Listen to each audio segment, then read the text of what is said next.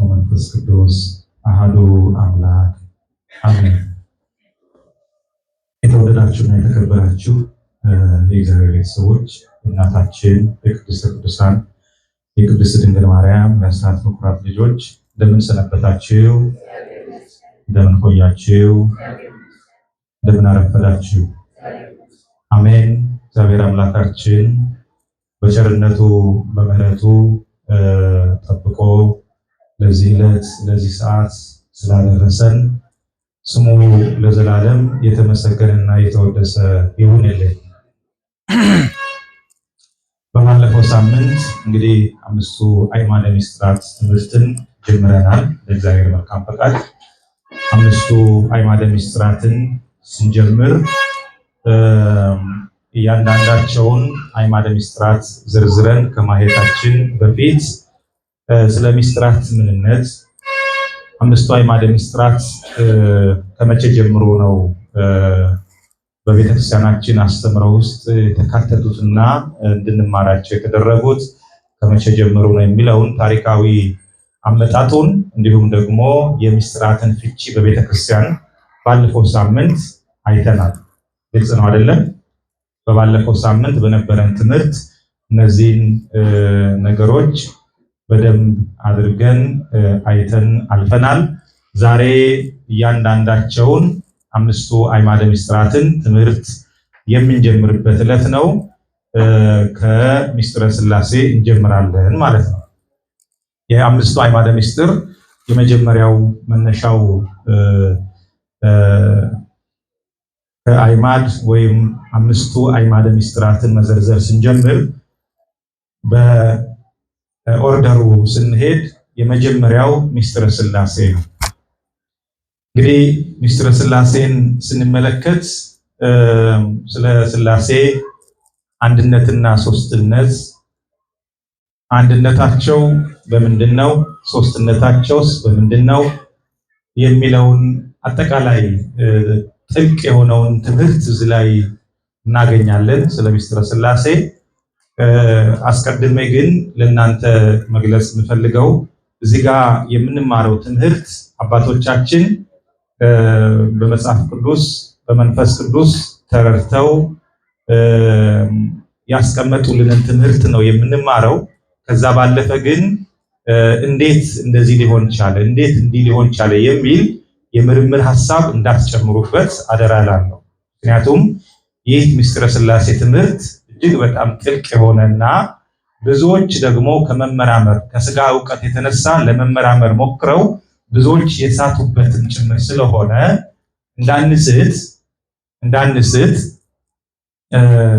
እንዳትመራመሩ እዚህ ላይ ያለውን ትምህርት ወይም ዕውቀት በመቀበል በእምነት በመቀበል የምንማረው የምናውቀው እንድናውቀው የሚደረግ ትምህርት መሆኑን እንድትረዱ ለማሳሰብ ነው። እንግዲህ ምስጢረ ሥላሴን ስንማር መጀመሪያ ሥላሴ ከሚለው ስም ነው የምንጀምረው። ሥላሴ ስንል ምን ማለታችን ነው? ሥላሴ የሚለው ቃል ሰለሰ ወይም ሶስት አደረገ ካለው የግዕዝ ግስ የተገኘ ነው። ሥላሴ የሚለው ቃል የግዕዝ ቃል ነው በራሱ። ስለዚህ ሥላሴ ስንል ሰለሰ ከሚለው ወይም ሶስት አደረገ ከሚለው የግዕዝ ቃል የተገኘ ሲሆን ትርጉሙም ሶስትነት ማለት ነው። ሶስትነት ማለት ነው። ሥላሴ ስንል ለሥላሴ ቅድስት ብለን እንቀጽላለን። ሥላሴ የሚለውን ስም ስንጠራ ከፊት ምን እንቀጽላለን? ቅድስት የሚል እንጨምርበታለን። ይሄ ማለት ምን ማለት ነው? ልዩ ሶስትነት ማለት ነው። ከላይ ሥላሴ የሚለውን ቃል ስንተረጉም ሶስትነት ማለት ነው ካልን ቅድስት ሥላሴ ስንል ልዩ ሶስትነት ማለት ነው። ልዩ ሶስትነት ማለት የተለየ ሌላ ከምናውቀው ሶስትነት ወይም ሌላ ከምናውቀው ሶስት ነገሮች ልዩ ሶስትነት የማይመረመር ምንም አይነት በሰው ሕሊና ሶስትነቱን መመርመር ወይም ተመርምሮ መድረስ የማይቻል ልዩ የሆነ ሶስትነት ማለት ነው። ይህ ማለት ሶስት ሲሆኑ አንድ ሲሆኑ ሶስት ስለሚሆኑ ልዩ ሶስትነት ተብሏል። እንግዲህ ሌላ ሶስት ነገሮችን ስለ ሶስትነታቸው ብንናገር መልሰን አንድ ናቸው ማለት አንችልም። ሌሎች ነገሮችን ስለ ሌሎች ነገሮች ሶስትነት ስንናገር ሶስት ናቸው ካልን ሶስት ናቸው እንጂ አንድ መሆን አይችሉም። ስለ ቅድስት ሥላሴ ስንናገር ግን ሶስት ናቸው ስንል ምንም ናቸው? አንድም ናቸው ማለት ነው። አንድ ናቸው ስንል ሶስትም ናቸው። ይሄ ነው ልዩ የሚያደርገው። ልዩ ሶስትነት ቅድስት ሥላሴ ስንል ልዩ ሶስትነት። ስለዚህ ይሄ ከሌሎች ከማንኛውም ነገሮች ጋር የማይገናኝ የማይመሳሰል ወይም ደግሞ ለሌላ ነገር ሊነገር ሊሰጥ የማይችል ልዩ ሶስትነት ማለት ነው። ስለዚህ ቅድስት ሥላሴ ሥላሴ የሚለውን ቃል ለመጀመሪያ ጊዜ ያለና የሚኖረውን አምላክ ለመግለጽ የተጠቀመው የአንጾኪያው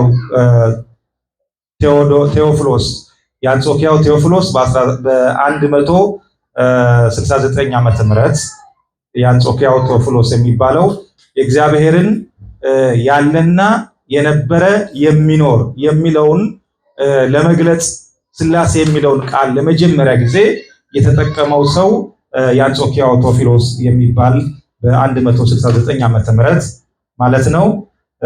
በኋላ ደግሞ በኒቅያ ጉባኤ 318ቱ ሊቃውንት ይሄንን ቴዎፍሎስ የተጠቀመውን ሥላሴ የሚለው አጽንተውታል ማለት ነው። በዚሁ ላይ ቀጥለው ስለ ሥላሴ ትምህርት አስተምረውበታል።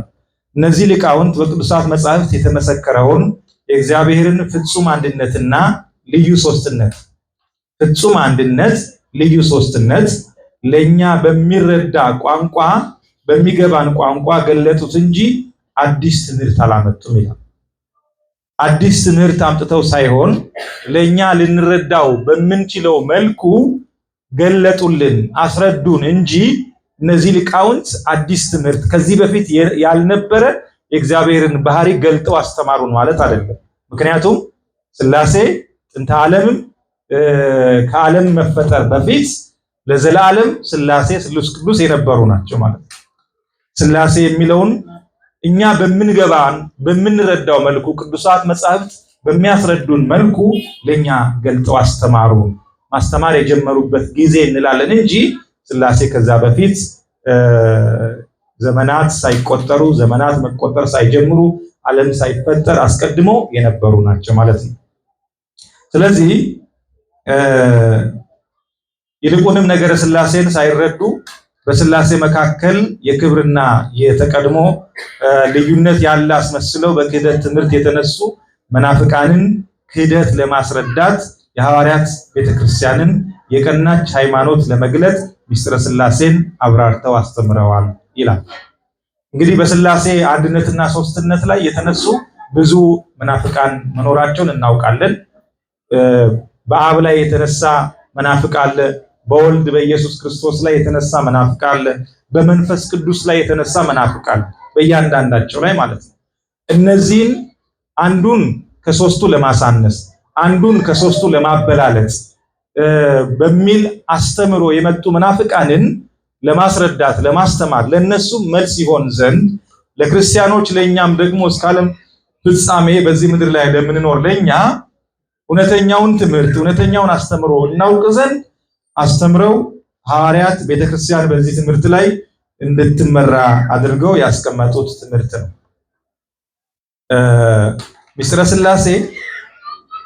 ምስጢረ ሥላሴ ማለት የአንድነት የሶስትነት ምስጢር ማለት ነው። ምስጢረ ሥላሴ የሚለው ቃል ወይም ስለ ምስጢረ ሥላሴ ስንማር የሥላሴ አንድነትና ሶስትነት ምስጢር ማለት ነው። ስለ አንድነታቸውና ስለ ሶስትነታቸው ምስጢር የምንማርበት ነው። ምስጢር መባሉም በእምነት የተገለጠ ያለ እምነትም የማይመረመር ስለሆነ ባለፈው ስለ ምስጢር አፈታት በሰፊው ስለተማርን በዛኛው የትምህርት ክፍላችን ላይ ታስታውሱት ይሆናል ስለ ምስጢር አፈታት።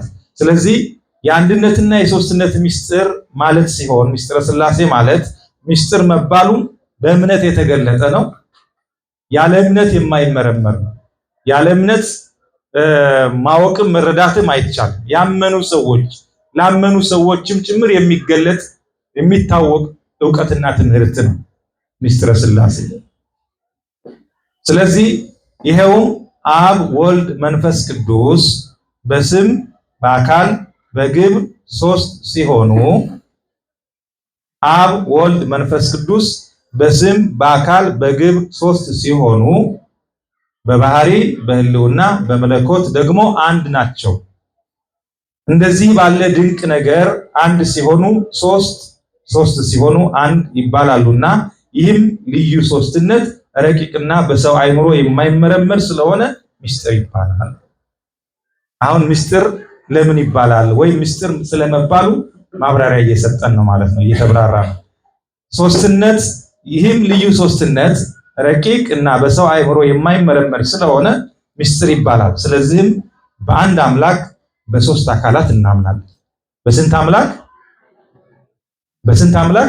በአንድ አምላክ በስንት አካላት? በሶስት አካላት።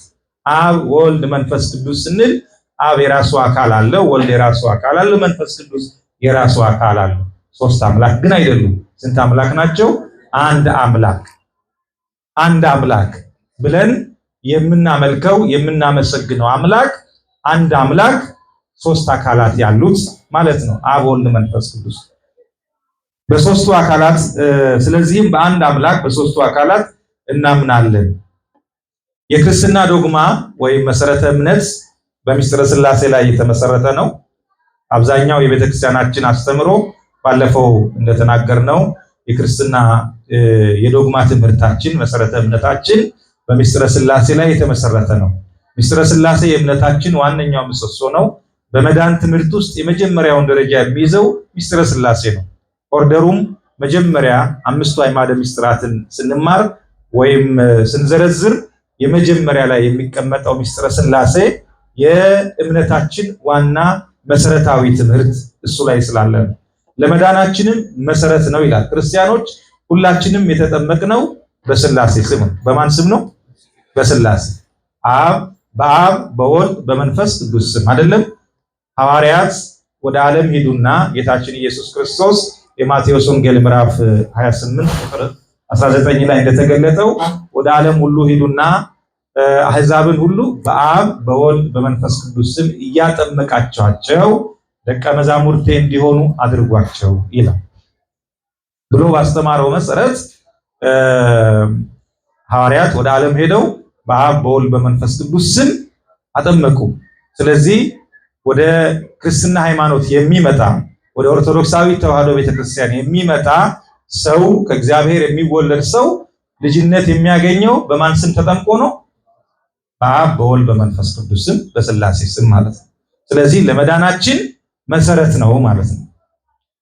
የሥራችንም ሁሉ መጀመሪያ አድርገን በስመ አብ ወወልድ መንፈስ ቅዱስ ስንል በሥላሴ ማመናችንን እየመሰከርን ነው። ማንኛውም መንፈሳዊ ስራ በምንሰራበት ጊዜ የምንጀምረው ስራችንን በስመ አብ ወወልድ መንፈስ ቅዱስ አሐዱ አምላክ ብለን ነው አይደለም? እምነታችንን የምንገልጸው በእግዚአብሔር ማመናችን እግዚአብሔርን ማምለካችንን የምንገልጸው በዚህ ስለሆነ በአንደበታችን ተናግረን መስክረን የሥላሴን ስም ጠርተን ነው ስራችንን የምንጀምረው። በቤተ ክርስቲያን የትኛውም አገልግሎት በስመ አብ ወወልድ መንፈስ ቅዱስ አሐዱ አምላክ ሳይባል አይጀምርም። የትኛውም ጸሎት በስመ አብ ወወልድ መንፈስ ቅዱስ አሐዱ አምላክ ሳይል አይጀምርም። ምንም አይነት ጸሎት የጸሎት መጻሕፍቶችን በሙሉ ብታዩቸው ምን ብለው ነው የሚጀምሩት? በስመ አብ ወወልድ መንፈስ ቅዱስ ብሎ ማለት ነው። ቅዳሴ ሲገባ ካህኑ የመጀመሪያው እቺ ቀን ምን የምታስፈራ ናት፣ እቺ ቀን ምን የምትደንቅ ናት ብሎ ሳይጀምር አስቀድሞ በስመ አብ ወወልድ መንፈስ ቅዱስ አሐዱ አምላክ ይመጠንግርም ዛቲ ዕለት ብሎ ይጀምራል። ስለዚህ የመንፈሳዊ ስራችንን የምንጀምረው በስመ አብ ወወልድ መንፈስ ቅዱስ ብለን የስራችን ሁሉ መጀመሪያ አድርገን በስመ አብ ወወልድ መንፈስ ቅዱስ ስንልም በሥላሴ ማመናችንን እየመሰከርን ነው። በስራችን መጨረሻም ምስጋና ይሁን አንድ አምላክ ለሚሆን ለአብ ለወልድ ለመንፈስ ቅዱስ ዛሬም ዘወትርም ለዘላለሙ አሜን እንላለን። ይህ ምስክርነት ነው። በሥላሴ ማመናችንን በሥላሴ አንድነትና ሶስትነት ማመናችንን የምንመሰክርበት በስራ የምንገልጥበት ነው ማለት ነው። ስለዚህ ሆኖም ግን ምስጢረ ሥላሴ ለሰው አእምሮ እጅግ የረቀቀ ስለሆነ የሰው አእምሮ ሊያውቅ የሚችለው እግዚአብሔር በገለጠለት መጠን ብቻ ነው። ይህ ሁሉ የምንናገረው መንፈሳዊ ነገር፣ መንፈሳዊ ዕውቀት፣ ምስጢረ ሥላሴን በሚመለከት የምንገልጠው ነገር ሁሉ እግዚአብሔር በገለጠልን መጠን አባቶቻችን እግዚአብሔር በገለጠላቸው መጠን የነገሩን፣ ያሳወቁን፣ ያስተማሩን እንጂ ስለ ሥላሴ አንድነትና ሶስትነት እኛ ተመራምረን ወይም ደግሞ ከዕውቀታችን የተነሳ እንዲህ ነው ብለን ድምዳሜ ሰጥተን ማለፍ አንችልም። ለዚህ ነው ቅድም በመግቢያ ላይ ምንም አይነት በዚህ የምስጢረ ሥላሴ ትምህርት ላይ የተቀመጠውን ትምህርት በእምነት የምንቀበለውና የምንማረው እንጂ አንዳች የምርምር ሐሳብ በዚያ ላይ እንዳንጨምር ያልኩት የሥላሴ ትምህርት የማይመረመር ስለሆነ በአጠቃላይ መለኮታዊ የሆነ ስለ እግዚአብሔር የምንማረው ትምህርት በእምነት የምንቀበለው ነው እንጂ ምንም አይነት የምርምር ሐሳብ የምንጨምርበት የምንመራመርበት አይደለም፣ በእምነት የሚቀበሉት ስለሆነ። ስለዚህም እንግዲህ ባለፈው በትምህርታችን መጨረሻ ላይ ስለ ምስጢረ ሥላሴ በቀጣይ ትምህርታችን እንማራለን ስላችሁ ሥላሴ አንድም ሶስትም ናቸው። ሥላሴ ስንት ናቸው ብለናል? አንድም ሶስትም ናቸው። አንድነታቸው በምንድን ነው? ሶስትነታቸው በምንድን ነው ብለን ባለፈው በሚቀጥለው ክፍላችን እንማራለን ባልኩት መሰረት አሁን እንደ መግቢያ ያየነውን ወደ ቀጥታ የአንድነት ምስጢር ወይም የሥላሴ አንድነትና ሶስትነት ምንድን ነው፣ አንድነታቸው በምንድን ነው የሚለውን እናያለን። ስለ ሥላሴ አንድነትና ሶስትነት ስናነሳ ቀድመን የምንመለከተው አንድነትን ነው። ይህም የሆነበት ምክንያት ለአንድነታቸውና ለሶስትነታቸው መቀዳደም ኖሮበት ሳይሆን የቁጥር መሰረት አንድ ስለሆነ በዚያው ለመጀመር ነው። አባቶቻችን ባስተማሩት እንዘ አሐዱ ሰለስቱ ወእንዘ ሰለስቱ አሐዱ እንዳሉት የቁጥር መጀመሪያ አንድ ስለሆነ በመጀመሪያ እግዚአብሔርን የምናውቀው እግዚአብሔር በሚለው በአንድነት ስሙም ጭምር ስለሆነ ስለ እግዚአብሔር አንድነት ቀድመን በማወቅ እንጀምራለን ማለት ነው። ሥላሴ ሶስት ናቸው ስንል እንደ አብርሃም፣ እንደ ይስሐቅ፣ እንደ ያዕቆብ የተነጣጠለና በክብርም ሆነ በዘመን የሚበላለጥ የሚቀዳደም ማለታችን አይደለም። በቅዳሴ ማርያም ላይ ተገልጿል። በደንብ ሰምታችሁ ከሆነ የሥላሴን አንድነታቸውን ሶስትነታቸውን በደንብ አድርጎ ቅዳሴ ማርያም በደንብ ይናገራል። አባ ሕርያቆስ በጻፈው መልእክት ላይ ቅዳሴ መጽሐፉ ላይ ማለት ነው። እንደ አብርሃም፣ እንደ ይስሐቅ፣ እንደ ያዕቆብ በዘመን በዕድሜ እንደሚቀዳደሙት አይደለም። የሥላሴ አንድነትና ሶስትነት እንደዚህ አይደለም። የሥላሴን ሶስትነታቸውን አንድነታቸውን ለሰው አእምሮ በሚገባ መልኩ በምሳሌ በዚያው በቅዳሴው ላይ ሕርያቆስ እንደገለጸው በምሳሌ የተቀመጡት ነገሮች ሁሉ እኛን እንድንረዳ በእኛ አእምሮ ልክ ለመረዳት የተቀመጡ ምሳሌዎች ናቸው እንጂ ከኛ አእምሮ ከምንረዳው በላይ ናቸው ማለት ነው። ስለዚህ ስለ አንድነታቸው ስንመለከት የሥላሴን አንድነትና ሶስትነት ስንመለከት ሥላሴ ሶስት ሲሆኑ አንድ ናቸው። አንድ ናቸው ስንል ከሰው ሁሉ ቀዳሚ ሆኖ እንደተፈጠረው እንደ አዳም ሶስትነትን የሚጠቀልል መቀላቀል ማለታችን አይደለም።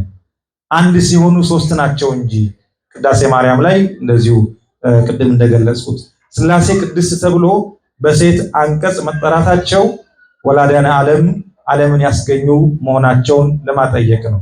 እዚህ ጋር ሥላሴ የሚለውን ስም ብዙ ጊዜ ቅዱስ ሥላሴ ሳይሆን የምንለው ቅድስት ሥላሴ ነው የምንለው አይደለም። በሴት አንቀጽ ነው ቅድስት ሥላሴ ተብሎ የሚጠሩት። ለምንድን ነው? አባቶቻችን በትርጓሜ ሲያስተምሩ ወላዲያነ ዓለም ስለሆኑ ዓለምን የወለዱ ሴት ወላጅ እናት ስለሆነች ነው ሴት የምትባለው። ስለዚህ ዓለምን የወለዱት ደግሞ ሥላሴ ስለሆኑ በሴት አንቀጽ መጠራታቸው ቅድስት መባላቸው ወላዲያነ ዓለምን ያስገኙ መሆናቸውን ለማጠየቅ ነው። እናት ለልጇ ስለምታዝንና ስለምትራራ ሥላሴም ለፍጥረታቸው ምሕረታቸው ዘላለማዊ ነውና ቅድስት ይባላሉ የሚለውን እዚህ ጋር ለማስገንዘብ ያክል ለመጥቀስ ነው። እንግዲህ አንድነታቸው በምንድንና በምንድን ነው? ይሄ መሰረታዊ ነገር ነው። በደንብ ልናቅ የሚገባን ነገር ነው።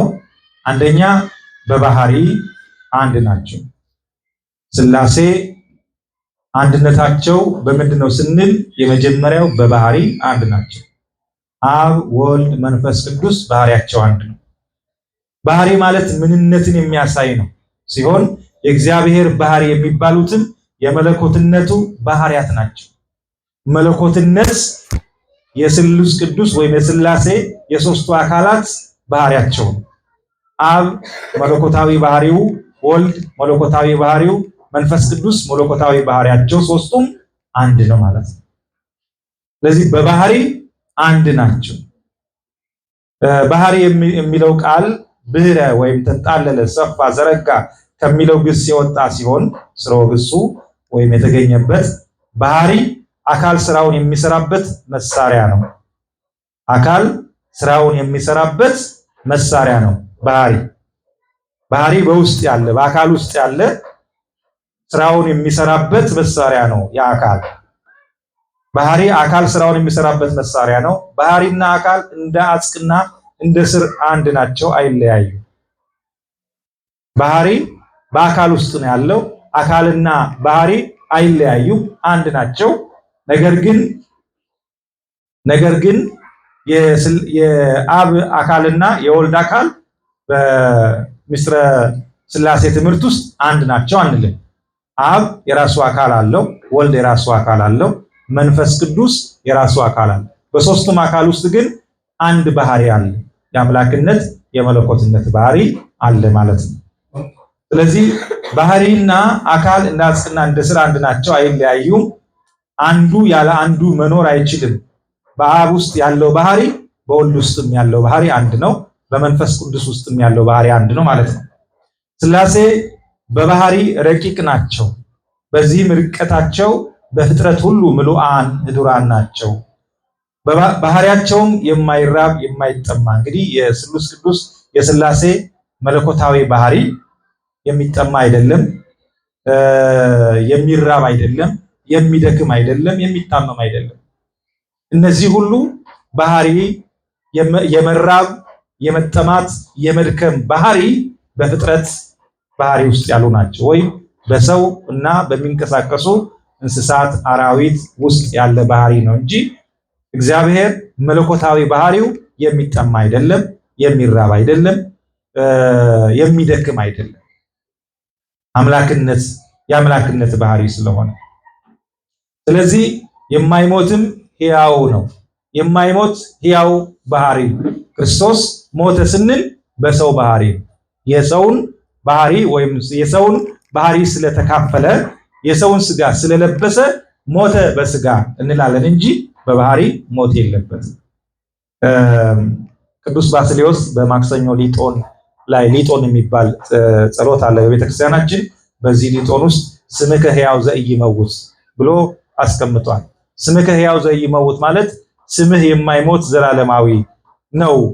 ክርስቶስ የማይሞት ዘላለማዊ ባህሪ ያለው አምላክ ሲሆን በሰው ባህሪው የሰውን ስጋ በመልበሱ ሞተ በስጋ እንላለን ማለት ነው። ሁለተኛ በመለኮት መለኮት ማለት መለከ ወይም ገዛ ከሚለው የግዕዝ ግስ የወጣ ሆኖ ግዛት ማለት ነው። መለኮት ወይም በዕብራይስጥ ቋንቋ ማላሁት ነው የሚሉት። በዕብራይስጥ መንግስት ማለት ነው፣ ወይም ገዢ እንደማለት ነው። መለኮት የሚለው መለከ የሚለው ቃል በቃል ገዛ የሚለውን ትርጉም የሚሰጥ ሲሆን መግዛት የመንግስትነት ወይም ደግሞ የገዢነት ስልጣን ነው። ዓለምን የሚገዛ ከመሆኑ የተነሳ ለእግዚአብሔር ብቻ የሚሰጥ መለኮታዊ ባህሪው ነው። በመለኮት እግዚአብሔር ዓለምን የሚገዛ አምላክ ስለሆነ በመለኮት አንድ ናቸው። አብ ወልድ መንፈስ ቅዱስ በመለኮት አንድ ናቸው። ዓለምን በመግዛት አንድ ናቸው። ዓለምን በመፍጠር አንድ ናቸው። ዓለምን አሳልፎ ደግሞ ወደዚህ ዓለም ዳግም መጥቶ ዓለምን በመፍረድ ዓለምን በማሳለፍ መለኮታዊ ባህሪያቸው ዘላለም በዙፋን ላይ ተቀምጦ ይህንን ዓለም መግዛትና ማስተዳደር ዓለምን ማሳለፍ መለኮታዊ ባህሪ የእግዚአብሔር ነው ማለት ነው። ስለዚህ በግዕዝ ግን ባህሪ፣ አገዛዝ፣ ስልጣን ማለት ነው። እንግዲህ አብ ወልድ መንፈስ ቅዱስ በመለኮት ይህም ማለት በግዛት በመንግስት አንድ ናቸው። አብ አልተፈጠረም፣ ወልድም አልተፈጠረም፣ መንፈስ ቅዱስም አልተፈጠረም። ሶስቱም አካላት ከዚህ ጀምሮ ነበሩ፣ የማይባልላቸው ዘላለማዊ ናቸው። እንግዲህ ዓለምን ከመፍጠራቸው ጋር ተያይዞ የተቀመጠ ሐሳብ ነው። ይሄ ዓለምን የፈጠሩ ዓለምን ፈጥረው የሚገዙ ዓለምን ፈጥሮ የሚገዛ ስንል በአንድ መለኮት መለከ ገዛ የሚለው ቃል አስተዳደረ፣ ገዛ ወይም ደግሞ ገዥነት፣ መንግስትነት የሚያመለክት ስለሆነ ዓለምን የፈጠሩት ፈጥረውም የሚገዙት ወደፊትም የሚያሳልፉት እነሱ ናቸው። አንድ ባህሪ አንድ መለኮት ስላላቸው ሶስቱ አካላት በህልውና ተገናዝበው ይኖራሉ እንጂ አይከፋፈሉም። አብ ወልድ መንፈስ ቅዱስ በመካከላቸው መከፋፈል የለባቸው። በህልውና ተገናዝበው ይኖራሉ እንጂ አይከፋፈሉም። አብ ከዚህ ጊዜ ጀምሮ ነው የነበረው፣ ወልድ ከዚህ ጊዜ ጀምሮ ነው የነበረው፣ መንፈስ ቅዱስ ከዚህ ጊዜ ጀምሮ ነው የነበረው ብለን የምንከፋፍለው አይደለም። አርዮስ ስህተት ውስጥ የገባው በነገራችን ላይ በመጽሐፈ ምሳሌ ላይ አንድ የተቀመጠ ቃል አለ። እሱን መሰረት አድርጎ በአብ እንደተፈጠረ ወልድ በአብ ከሆነ ጊዜ በኋላ እንደተፈጠረ ትቤ ጥበብ ፈጠረተን የሚል ቃል በመጽሐፈ ምሳሌ ላይ አለ። ያንን ምሳሌ በተሳሳተ መንገድ ተረዳው። ያንንም ልዩ ልዩ ያተረጓጎም ስልቶችን እያወጣ እየተረጎመ ማስተማር ጀመረና አብ ማነው ወልድ በአብ የተፈጠረ ነው የሚል አስተሳሰብ ውስጥ ገባ ማለት ነው እንጂ ከመሰረቱ ከዚህ ትምህርት በፊት ይህንን ትምህርት ማስተማር ከመጀመሩ በፊት አርዮስ እንደሌሎቹ አባቶቻችን ሊቀ ጳጳስ ነው የነበረው። እንደሌሎቹ አባቶቻችን የቤተክርስቲያን አባት ነው የነበረው። ነገር ግን እዚህ ትምህርት ላይ ቅድም እንዳልኳችሁ ወደ መመራመር ውስጥ ሲገባ መጽሐፍ ቅዱስ ላይ ያለውን ሐሳብ በመንፈስ ቅዱስ መሪነትና ትክክለኛውን የአባቶችን ትምህርትና ዕውቀት ተከትሎ ከመሄድ ይልቅ በዕውቀት ብዛት መመራመርን ሲያበዛ ወደ ተሳሳተ አስተምሮ ውስጥ ገባ ማለት ነው። ለዚህ ነው እንዳትመራመሩ ያልኩት ቅድም። አብ ወልድ መንፈስ ቅዱስ ሳይቀዳደሙ ሳይበላለጡ ሳይቀላቀሉ የነበሩ ያሉ ወደፊትም የሚኖሩ ናቸው። ወልድ ከዚህ ጊዜ በኋላ ነው የነበረው፣ መንፈስ ቅዱስ በዚህ ጊዜ ነው የነበረው፣ አብ በዚህ ጊዜ ነው የነበረው የሚባሉ አይደሉም። ይሄ ቃል ይሄንን ነው የሚገልጸው። ሶስቱ አካላት በህልውና በመኖር ማለት ነው ተገናዝበው ይኖራሉ እንጂ አይከፋፈሉም፣ አይነጣጠሉም። እያንዳንዳቸው አካላት በመለኮታዊ ባህሪያቸው አንድ ናቸው። ሐዋርያው ይህንን ሲያስረዳ ምን ይላል? በአንደኛ ቆሮንቶስ ምዕራፍ 8 ቁጥር 4 ላይ ከአንዱም በቀር ማንም አምላክ እንደሌለ እናውቃለን ይላል። ከአንዱም በቀር ማለት አንዱ የተባለው እግዚአብሔር ነው። እግዚአብሔር ሶስት አካላት አሉት። ቅድም እንዳልነው ሶስቱ አካላት አብ ወልድ መንፈስ ቅዱስ። ነገር ግን ሶስት አምላክ አይደለም የምንለው አንድ አምላክ ነው የምንለው ማለት ነው። ስለዚህ ይሄንን ነው ከአንዱም በቀር ማንም አምላክ እንደሌለ እናውቃለን በማለት ቅዱስ ጳውሎስ የሚናገረው። በአጠቃላይ ሥላሴ አንድ ሲሆኑ ሶስት፣ አንድ ሲሆኑ ስንት? ሶስት፣ ሶስት ሲሆኑ ደግሞ አንድ ናቸው። አንድነቱ ሶስትነቱን ሳይጠቀልለው በደንብ እዚህ ጋር መያዝ ያለብን ነገር አንድነቱ ሶስትነቱን ሳይጠቀልለው፣ ሶስትነቱ ደግሞ አንድነቱን ሳይከፋፍለው፣ ሶስት መሆናቸው አንድነታቸውን ሳይከፋፍል፣ አንድ መሆናቸው ሶስትነታቸውን ሳይጠቀልል፣ ሶስት ናቸው ስንል ሶስትነታቸውን አንድነታቸው ጠቅልሎ ሳያጠፋው ሶስትነታቸው አንድነት በአንድነት በሶስትነት ጸንተው የሚኖሩ ማለት ነው። ሶስት ሲሆኑ አንድ፣ አንድ ሲሆኑ ሶስት ብለን ሶስትነቱ አንድነቱን ሳይከፋፍለው በህልውና ተገናዝበው የሚኖሩ ናቸው። ሥላሴ በአካላት ሶስት ሲሆኑ በባህሪ በመለኮት አንድ ናቸው። አንድ እግዚአብሔር አንድ አምላክ ናቸው። ይህንን ሲያስረዱ መጻሕፍት እንዲህ ይላሉ። በዚህ በኦሪት ዘጸአት ምዕራፍ 6 ቁጥር 4 ላይ እንዲሁም ቅዱስ ጳውሎስ በኤፌሶን ሰዎች የጻፈው መልእክቱ ላይ 4 ቁጥር 5 ላይ እስራኤል ሆይ ስማ እግዚአብሔር አምላካችን አንድ እግዚአብሔር ነው ብሎ ይናገራል። ኤፌሶን ላይም ቅዱስ ጳውሎስ አንድ እግዚአብሔር የሚለውን ትምህርት አስቀምጧል። እንግዲህ በባህሪ አንድ ናቸው ብለናል። እያየን ያለነው ስለ ሥላሴ አንድነት ነው። አንድነታቸው በምንድን ነው ስንባል በባህሪ በመለኮት አይተናል። ሶስተኛ በህልውና ህልውና ማለት በመኖር ማለት ነው። ሀለወ የሚለው ቃል ግዕዝ ነው፣ ኖረ ማለት ነው። ሲተረጎም በአማርኛ ህልውና ማለት መኖር፣ በመኖር አንድ ናቸው። ህልውና ማለት ነዋሪነት ወይም ኑሮ አነዋወር ማለት ነው። ሥላሴ በህልውና አንድ ናቸው። በነገረ መለኮት ቋንቋ አፈታት ግን አብ በወልድና በመንፈስ ቅዱስ ህልው ሆኖ፣ ወልድ በአብና በመንፈስ ቅዱስ ህልው ሆኖ፣ መንፈስ ቅዱስ በአብና በወልድ ህልው ሆኖ በመኖር አንድ ናቸው ማለት ነው። ትንሽ ረቀቅ ይላል።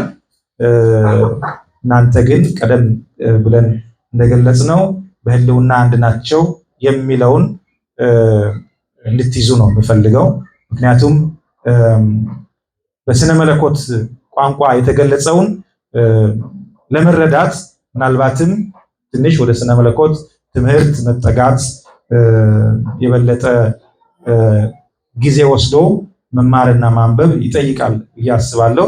ትንሽ ኮንፊውዝ የሚያደርግ ነገር እንዳይኖርባችሁ አብ በወልድና በመንፈስ ቅዱስ ውስጥ ህልው የአብ ህልውና በአብም በመንፈስ የአብ ህልውና በወልድም በመንፈስ ቅዱስም የወልድ ህልውና በአብም በመንፈስ ቅዱስም የመንፈስ ቅዱስ ህልውና በአብም በወልድም። ግልጽ ነው አይደለም?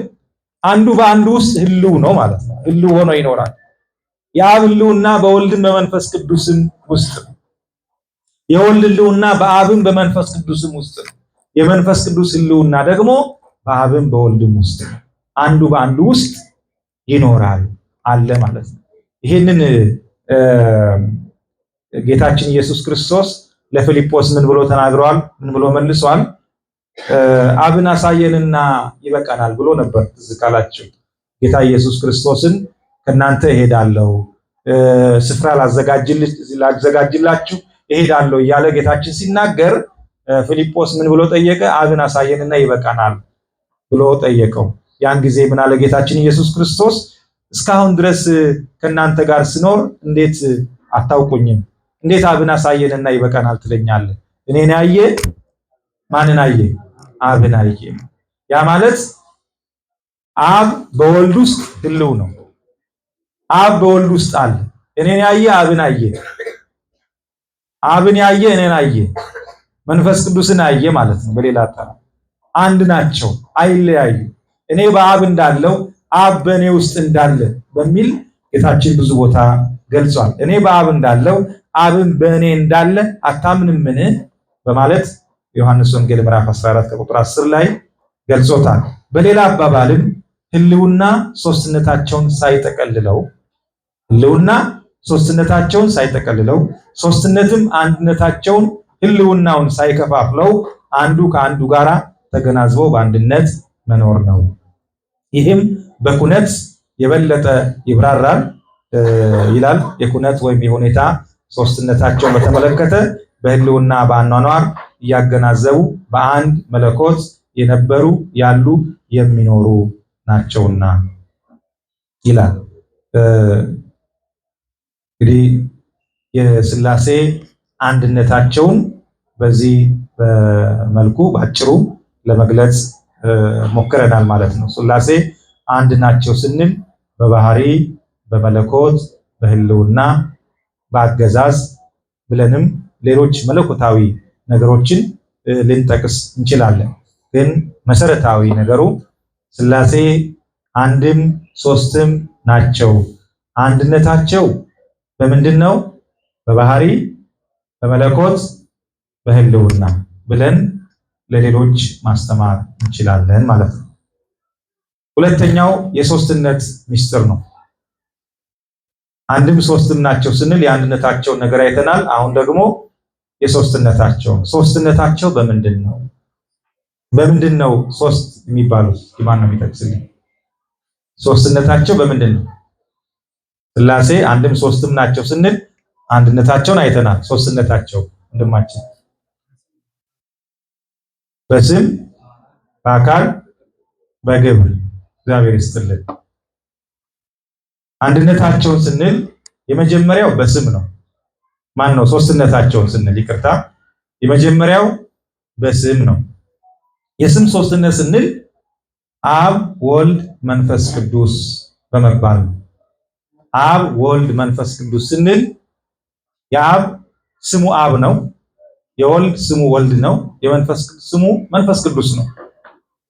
እያንዳንዳቸው ስማቸው የየራሳቸው ነው። የስም ሶስትነት ይሄ ነው።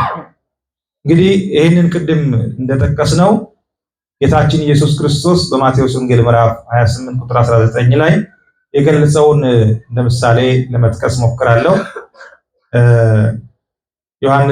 ማቴዎስ ወንጌል ምዕራፍ 28 ቁጥር 19 ላይ ሂዱና በአብ በወልድ በመንፈስ ቅዱስ ስም አጥምቋቸው ሲል በስም ሶስት መሆናቸው እዚህ ጋር እንድንረዳ ያደርጋል ማለት ነው። ሌላው አብ በራሱ ስም አብ ይባላል እንጂ ወልድ መንፈስ ቅዱስ አይባልም። ሶስቱም በየስማቸው ይጠራል። ሃይማኖተ አበው ላይ ምዕራፍ 11ኛ ምዕራፍ ላይ ክፍል 1 እስከ 7 በተጠቀሰው ክፍል ላይ ይሄንን በደንብ ይገልጽልናል። ሥላሴ ማለት ሶስትነት ማለት ሲሆን የአብ የወልድና የመንፈስ ቅዱስ የሶስትነት ጥቅል ስማቸው ነው። ባለፈው እንደገለጽኩላችሁ እግዚአብሔር ስንል በአንድነት የሚጠሩበት ስማቸው ሆኖ ሥላሴ የሚለውን ሳይገለጥ ወይም በማናቀው በትምህርት በእውቀት ባልተገለጸበት ሁኔታ እግዚአብሔር የሚለው ቃል በተደጋጋሚ በተለያየ መንገድ ሲገለጽልን የእግዚአብሔር ወይም የመለኮት የሥላሴ ጥቅል ስማቸው ነው። እዚህ ጋር የአብ የወልድ የመንፈስ ቅዱስ የሶስትነታቸውን ስም ጠቅልሎ የሚገልጽልን ስም ሥላሴ የሚለው ቃል ሶስትነት ወይም ልዩ ሶስትነት ቅድም ብለን የጠቀስነው የአብ የወልድና የመንፈስ ቅዱስ የሶስትነት ጥቅል ስማቸው ነው። ሥላሴ በምንልበት ጊዜም አብ ወልድ መንፈስ ቅዱስ ማለታችን ነው ማለት ነው። እንደ ቤተክርስቲያናችን አስተምሮ ወይም እንደ ኦርቶዶክሳዊ ክርስቲያን ሥላሴ ብለን ስንጠራ አብ ወልድ መንፈስ ቅዱስ ማለታችን።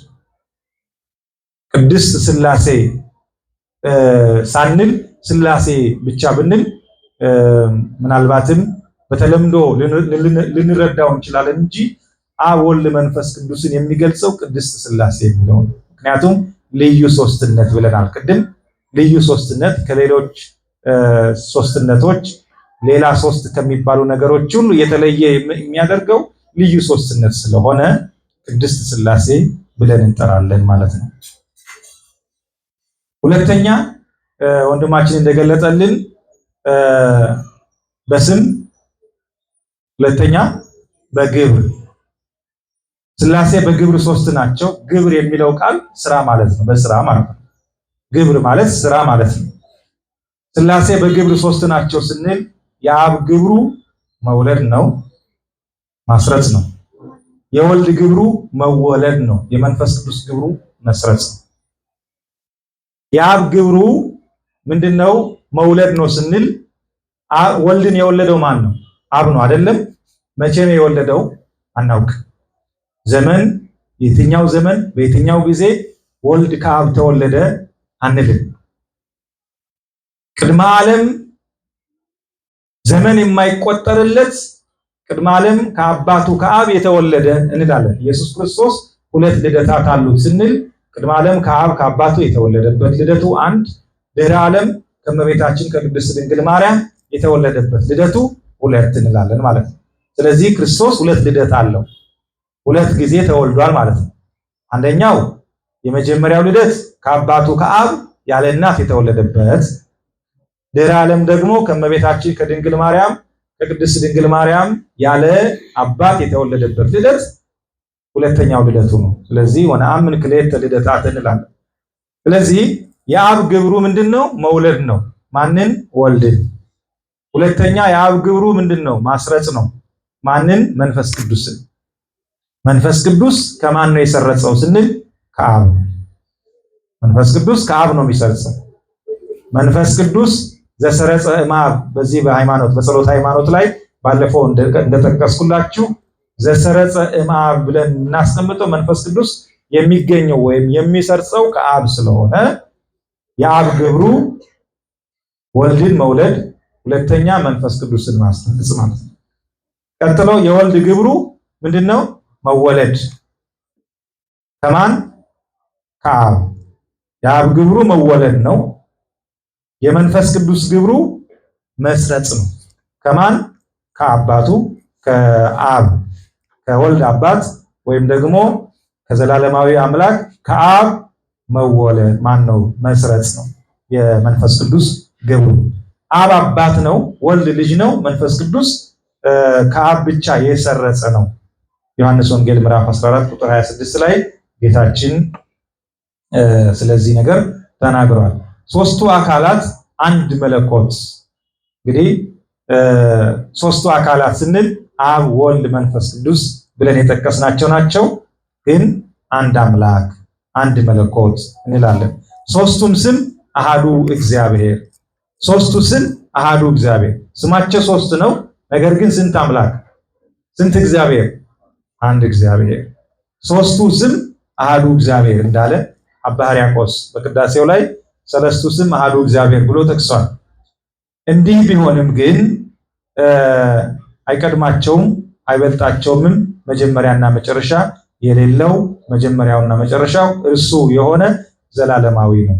አብ ይወልዳል እንጂ አይወለድም፣ ያሰርጻል እንጂ አይሰርጽም። አብ ይወልዳል እንጂ አይወለድም፣ መንፈስ ቅዱስን ያሰርጻል እንጂ አይሰርጽም። ምክንያቱም የአብ ግብሩ ማስረጽና መውለድ ስለሆነ ማለት ነው። ወልድ የእግዚአብሔር የአብ ልጅ ቃል ተብሎ ይጠራል። ሊቃውንትም የአብ ክንዱ ወይም እጁ ይሉታል። ቅድመ ዓለም ከአብ የተወለደ ነው። ተወለደ ሲባልም አብ ቀድሞት የነበረበት ጊዜ አለ ማለት አይደለም። ተወለደ ብለን ስንል ክርስቶስን ተወለደ ብለን ልደቱን ስንናገር አብ ከወልድ ወይም ከኢየሱስ ክርስቶስ አስቀድሞ ተለይቶት የነበረበት ዘመን አለ ማለታችን አይደለም። ይሄ ለአእምሮ እንትኑ ይከብዳል፣ ሲያስታስቡት ይከብዳል። ነገር ግን አምነን የምንቀበለው እውነት ነው። አምነን የምንቀበለው ትክክለኛ ነገር ነው። የእግዚአብሔር የአምላካችን የቅድስት ሥላሴ የስሉስ ቅዱስ አስተምሮ በዚህ መልኩ ይገለጣል ማለት ነው። ቅድመ ዓለም ከአብ የተወለደ ነው። ተወለደ ሲባልም አብ ቀድሞት የነበረበት ጊዜ አለ ማለት አይደለም። መወለዱም እንደ ሰው መወለድ ሳይሆን ከብርሃን የተገኘ ብርሃን ነው የምንለው። መወለዱ እንደ ሰው መወለድ አይደለም። አሁን ወልድ ቅድመ ዓለም ከአባቱ ከአብ ተወለደ ስንል ልደቱ እንደ ሰው አይደለም፣ ከብርሃን የተገኘ ብርሃን ተብሎ ተገልጿል። በጸሎት ሃይማኖት ላይ ከብርሃን የተገኘ ብርሃን ነው እንጂ ከብርሃን የተገኘ ብርሃን ከብርሃን የወጣ ከብርሃን የተገኘ ብርሃን የተወለደ ብርሃን ብለን እሱን እንናገራለን ስለ ልደቱ እንጂ እንደ ሰው ልደት እንዲህ ተጸንሶ እንደዚህ ብሎ ተወለደ አንልም። ያንን የምንለው በዳግም ልደቱ ድህረ ዓለም የተወለደው ልደት ያንን ልደት ስንናገር ግን እንደ ሰው ተወልዷል እንላለን። በእመቤታችን ማኅፀን ተጸንሷል እንላለን። ያውም ቢሆን እንደ ሰው የማያስብ ነገር አለ። ምክንያቱም ሰው ሲወለድ እናት ብቻ ሳይሆን አባትም አለ አይደለም? እናት ብቻ ሳይሆን አባትም አለ። የአባትና የእናት የሁለቱ ውጤት ነው ሰው ሲወለድ። ኢየሱስ ክርስቶስ ሲወለድ ግን ያለ አባት ነው፣ ከእናት ብቻ ከእመቤታችን ከድንግል ማርያም ብቻ ከእናት ያለ አባት ተወለደ። ከአብ መወለዱ እንደ ሰው አይደለም የምንለው። ተወለደ ሲባልም አብ ቀድሞት የነበረበት ጊዜ አለ ማለት አይደለም። መወለዱም እንደ ሰው መወለድ ሳይሆን ከብርሃን የተገኘ ብርሃን ነው ብለናል። መንፈስ ቅዱስም አምላክ ጌታ ነው። መንፈስ ቅዱስም አምላክ ጌታ ነው። ሕይወትን የሚሰጥ አምላክ ነው። ከአብ የሰረጸ ከአብ ከወልድ ጋራ በአንድነት የምንሰግድለትና የምናመሰግነው አምላክ ነው ይላል። መንፈስ ቅዱስ ከአብ የሰረጸ ከአብ ከወልድ ጋራ በአንድነት የምንሰግድለትና የምናመሰግነው። መንፈስ ቅዱስ በልዩ አካሉ ከአብና ከወልድ ጋራ በአምላክነት በአንድነት ጸንቶ ለዘመናት የኖረ አምላክ ነው። ከአብና ከወልድ ጋራ የምንሰግድለት የምናመሰግነው አምላክ ነው መንፈስ ቅዱስ። እርሱም በነቢያት አድሮ የተናገረው ነው። አሁን እንግዲህ ባለፈው ሳምንት የመንፈስ ቅዱስ መውረድን በዓል ስናከብር መንፈስ ቅዱስ በሐዋርያት ላይ አደረ እንላለን። ከዛ ጊዜ ጀምሮ ይቺን ዓለም የተረከባት ወይም ስራውን እየሰራ ያለ ክርስቲያኖችን ሁሉ ለበጎ ምግባር የሚያነሳሳ በጎ ስራ የሚያሰራ ንስሐ እንዲገቡ የሚያደርግ ወደ ቤተክርስቲያን እንዲመጡ የሚያነሳሳ የሚገፋፋቸው መንፈስ ቅዱስ ነው። የመንፈስ ቅዱስ ስራ ነው። የእግዚአብሔር መንፈስ ቅዱስ ማንኛውም መንፈሳዊ ስራዎች በእግዚአብሔር መንፈስ ቅዱስ አነሳሽነት የሚሰሩ ናቸው። ስለዚህ በሐዋርያት ላይ አድሮ እየተናገረ ነው። በሐዋርያት ላይ አድሮ ዛሬም በመምህራን ላይ አድሮ የሚናገር የሚያስተምር የሚገስጽ እውነቱን የሚያሳይ መንፈስ ቅዱስ ነው ማለት ነው። መንፈስ ቅዱስ በሌላ አጠራር እስትንፋስ ተብሎ ነው የሚጠራው። እስትንፋስ ተብሎ ይጠራል። ይሄም ማለት ሊቃውንት አባቶች ሲናገሩ የአብ ምክሩ ብለው ይናገራሉ። መንፈስ ቅዱስን መንፈስ ቅዱስ የሚሰርጸውም ከአብ ብቻ ነው፣ የሚሰርጸውም ከዚህ ጊዜ ጀምሮ ነው አይባልለትም። መንፈስ ቅዱስ ከአብ ነው የሰረጸው ስንል የሰረጸው ከዚህ ጊዜ ጀምሮ ነው አንልም። ልክ እንደ ወልድ ከአብ ተወልዷል ስንል ከዚህ ጊዜ ጀምሮ ነው የተገኘው ወይም የተወለደው እንደማንል ሁሉ መንፈስ ቅዱስም ከዚህ ጊዜ ጀምሮ ከአብ ሰረጸ አንለው። ከአብ ቢሰርጽም አብ ከእርሱ ቀድሞ የነበረበት ጊዜ የለም። ሶስተኛ በስም ብለናል፣ በግብር ብለናል። ሶስተኛው በአካል ሶስትነታቸው በአካል ይገለጣል። የአካል ሶስትነታቸው ምንድነው ስንል ለአብ ፍጹም አካል፣ ፍጹም መልክ፣ ፍጹም ገጽ አለው። ለአብ ፍጹም አካል፣ ፍጹም መልክ፣ ፍጹም ገጽ አለው። ለወልድም ፍጹም አካል፣ ፍጹም መልክ፣ ፍጹም ገጽ አለው። ለመንፈስ ቅዱስም ፍጹም አካል፣ ፍጹም መልክ፣ ፍጹም ገጽ አለው። ነገር ግን አይከፋፈሉም፣ አይነጣጠሉም። ፍጹም አንድ ናቸው። ፍጹም አንድ ናቸው። በአካል ሶስት ናቸው ስንል ቅድም እንደጠቀስነው በመለኮት በባህሪ በአገዛዝ አንድ ናቸው። በባህሪ አንድ ናቸው። በዘላለማዊ አምላክነታቸው አንድ ናቸው። አይነጣጠሉም፣ አይለያዩም። የአካል ሶስትነት እዚህ ጋር እንደተጠቀሰ ነው። አብ የራሱ ፍጹም አካል ፍጹም ለዚህ ዓለም ሲገለጡ ማየታችሁ ከሆነ አብን ያየንበት ወልድን ያየንበት መንፈስ ቅዱስን ያየንበትና የተረዳንበት መንገድ እያንዳንዳቸው በተለያየ አካል በተለያየ ገጽ ነው። ለምሳሌ በዮርዳኖስ ወንዝ ላይ ከዚህ በፊትም ጠቅሼዋለሁ። በዮርዳኖስ ወንዝ ላይ ጌታችን ኢየሱስ ክርስቶስ በባህረ ዮርዳኖስ ሲጠመቅ በእደ ዮሐንስ ሲጠመቅ ጌታችን ኢየሱስ ክርስቶስ ከሶስቱ ቅዱስ አንዱ ከሶስቱ አካል አንዱ አካል ነው። በዮርዳኖስ ሲጠመቅ ግን በተለየ አካሉ የሰው ስጋ ለብሶ ነው። የሰው ስጋ ለብሶ ነው የተገለጠው። ስለዚህ የሰው ስጋ ለብሶ በዮርዳኖስ በእደ ዮሐንስ ሲጠመቅ አብ በሰማይ በደመና ሆኖ የምወደው ልጄ ነው ብሎ ራሱን ገለጠ። መንፈስ ቅዱስ ደግሞ በርግብ አምሳል መጥቶ በትከሻው ላይ ተቀመጠ። ስለዚህ ሥላሴ በዚህ መልኩ ተገልጦ አይታወቅም ነበር። ሥላሴ ራሳቸውን በአዲስ ኪዳን ከገለጡበት መንገድ አንዱ ይህ በዮርዳኖስ የተገለጠ እውነት ነው ማለት ነው። ስለዚህ አብ ፍጹም አካል አለው፣ ፍጹም መልክ አለው፣ ፍጹም ገጽ አለው። ለወልድም እንዲሁ ፍጹም አካል፣ ፍጹም መልክ፣ ፍጹም ገጽ አለው። ለመንፈስ ቅዱስም ፍጹም አካል፣ ፍጹም መልክ፣ ፍጹም ገጽ አለው።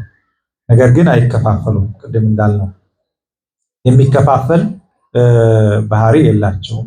አንድ ባህሪ ናቸው። አካል የተባለውም ምሉእ ቁመና እና ገጽ ከአንገት በላይ ያለው ፊት ነው። መልክ ልዩ ልዩ ሕዋሳት ዓይን ጀምሮ እጅ፣ እግር ከዚህም የቀሩት ሕዋሳት ሁሉ ናቸው። እንዲህ ሲባል ግን የሥላሴ አካል እንደ ሰው አካል ውሱን፣ ግዙፍ፣ ጠባብ አይደለም። ምሉ ስፉ ረቂቅ ነው እንጂ ምሉነታቸው ስፋታቸው እንዴት ነው ቢሉ ከአርያም በላይ ቁመቱ፣ ከበርባሮስ በታች መሰረቱ፣ ከአድማስ እስከ አድማስ ስፋቱ ተብሎ አይነገርም።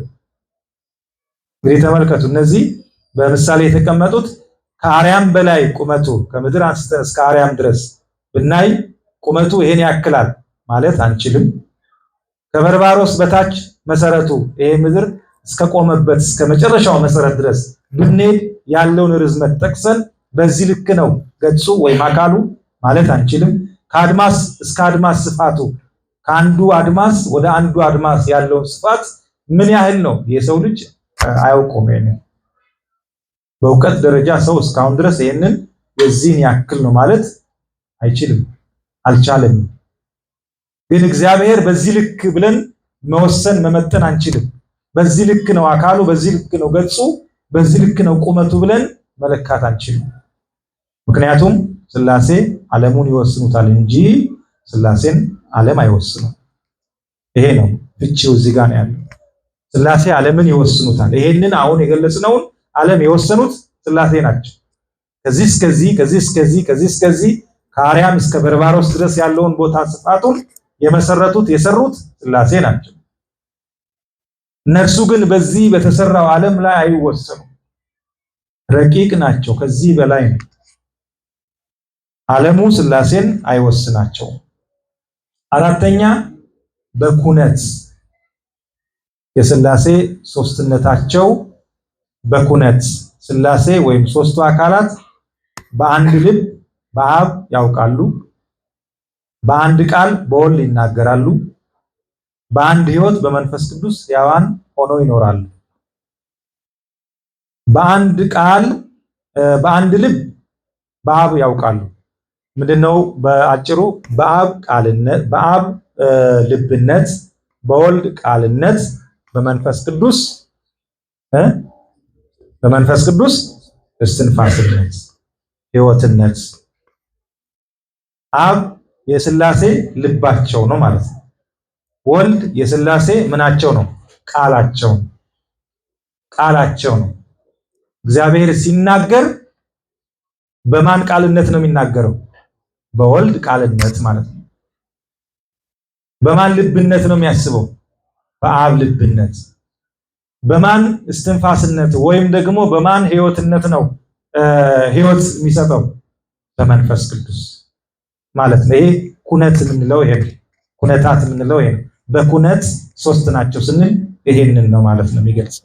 ስለዚህ ቅድም ያልነውን የመጽሐፍ ቅዱስ ጥቅስ እዚህ ጋር እናመጣለን። ይህ ማለት እኔ በአብ እንዳለው አብን በእኔ እንዳለ፣ እኔ በአብ እንዳለው አብን በእኔ እንዳለ ስል የአብ ቃልነት የአብ ልብነት በወልድም በመንፈስ ቅዱስም፣ የወልድ ቃልነት በአብም በመንፈስ ቅዱስም፣ የመንፈስ ቅዱስ እስትንፋስነት ወይም ሕይወትነት በአብም በወልድም ውስጥ መሆኑ ማለት ነው።